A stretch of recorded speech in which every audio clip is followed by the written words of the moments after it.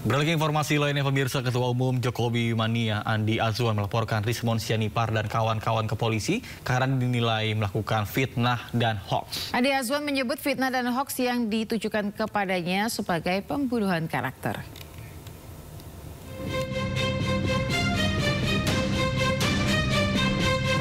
Buntut penyebaran fitnah dan hoaks, Ketua Umum Jokowi Mania Andi Azwan mengambil langkah hukum dengan melaporkan Rismon Sianipar, Michael B. Sinaga, dan Janes Siahaan ke Polres Jakarta Selatan. Ia menyebut fitnah dan hoaks yang ditujukan kepadanya sebagai pembunuhan karakter.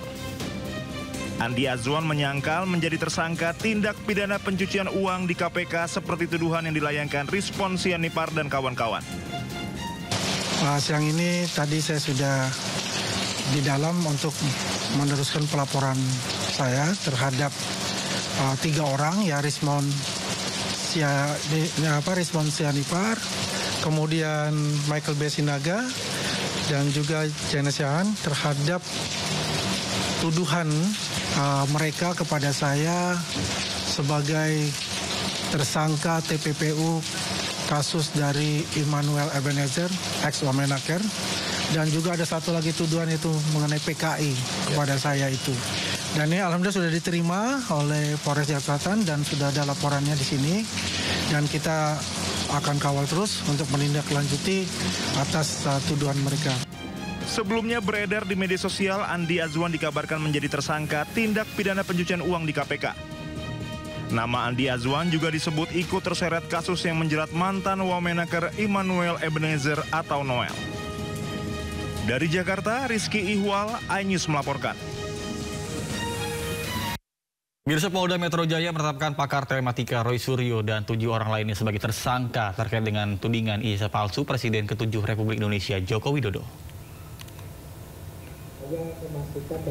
Kapolda Metro Jaya Irjen Pol Asep Edi Suheri mengatakan 8 tersangka ini dibagi menjadi 2 klaster. Klaster pertama yaitu pengacara Egy Sujana, Kurnia Tri Royani, Damai Hari Lubis, Rustam Effendi, dan Muhammad Rizal Fadilah. Sementara itu untuk klaster 2 yakni pakar telematika Roy Suryo, Dr. Tifauzia Tiasuma alias Dr. Tifa, dan ahli digital forensik Rismon Sianipar.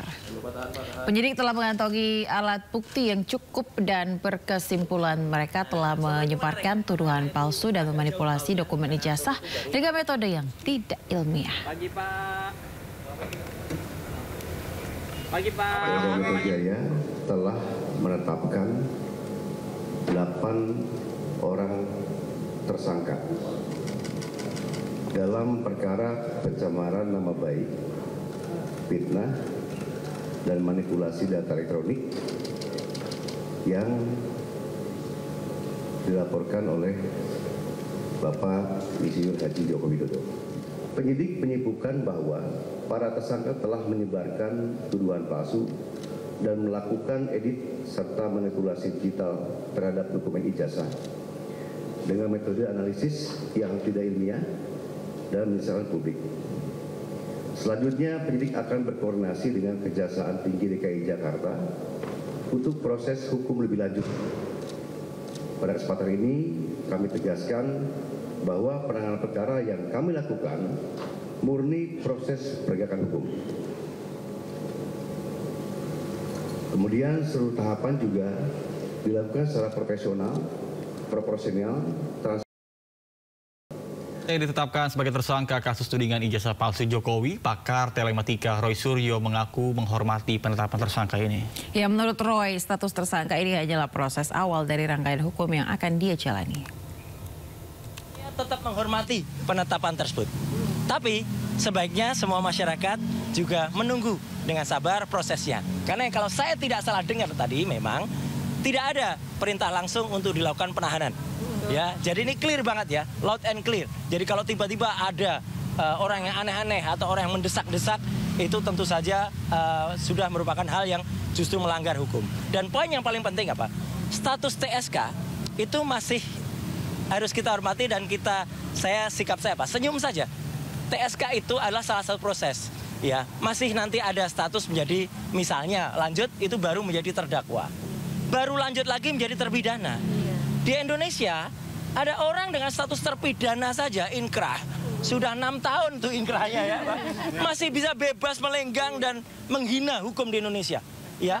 Jadi artinya adalah tolong aparat hukum juga fair dan adil dalam hal ini. Jadi sekali lagi sikap saya apa? Saya senyum, saya menyerahkan ke kuasa hukum, saya tetap mengajak untuk semua yang ke-7 orang lain, ke-8 orang untuk tetap tegar.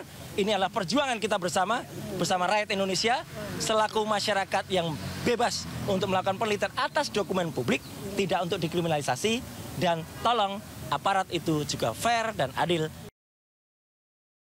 Pemirsa, 8 orang ditetapkan menjadi tersangka terdiri dari Roy Suryo CS dalam kasus tudingan ijazah palsu yang dilaporkan Presiden ke-7 Joko Widodo. Penetapan tersangka dibagi menjadi 2 klaster dan ke-8 tersangka dijerat pasal berlapis Undang-Undang ITE.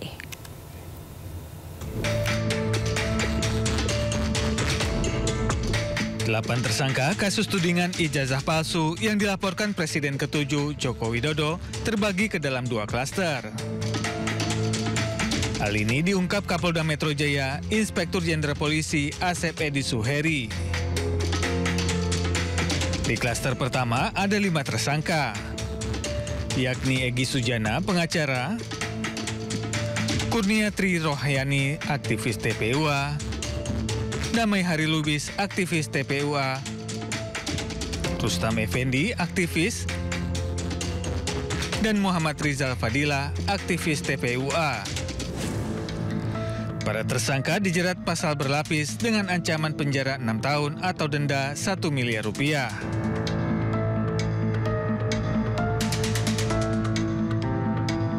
Sedangkan di klaster kedua, terdapat 3 tersangka yakni Roy Suryo, ahli telematika dan mantan Menpora, Simon Hasiolan Sianipar, ahli digital forensik, dan Dr. Tifauziah Tiasuma, dokter sekaligus aktivis. Ketiga tersangka dijerat pasal berlapis dengan ancaman penjara 6 tahun atau denda 1 miliar rupiah.